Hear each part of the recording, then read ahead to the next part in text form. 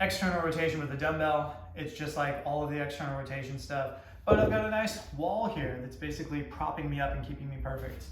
If I had nothing else, well, I could use a bench, or I could use just some sort of like the back of a chair to keep me honest. If you have access to a wall, it's really great to really hunker up against and get some good feedback. So my setup, I want to get my foot as close to my hip as possible. That's going to elevate my knee to give myself a nice tall platform here that's basically keeping my arm, upper part of my arm parallel with the ground.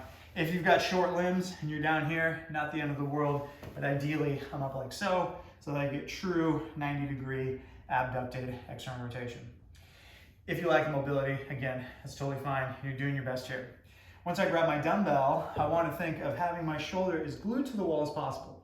Now it's going to come away a little bit. I'm not trying to be so nitpicky about it that you have to be totally against the wall.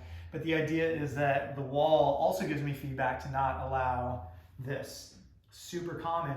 And the problem with this is that I get a hit, I get a little hoist back up. This really accentuates the stretch because it prioritizes my hand going down and kind of hanging out down here versus my upper body coming along for the ride and relieving the stretch. I feel no stretch here. I feel a ton of stretch here. That's what we're going for. Then, because I'm in a stretch position, it's also more difficult to come back out. I want to tax your external rotators. I don't want you missing them, which is so easy and common for them to miss. We want to get stronger here. Once you are cruising with this position, it's pretty straightforward. It's like all the other external rotation variations.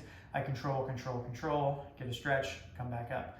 Unless, of course, we're talking about the band and cable version, which is the opposite, where it's super tough up here and I'm deloaded down there. But otherwise, the mechanics, the position, it's all the same.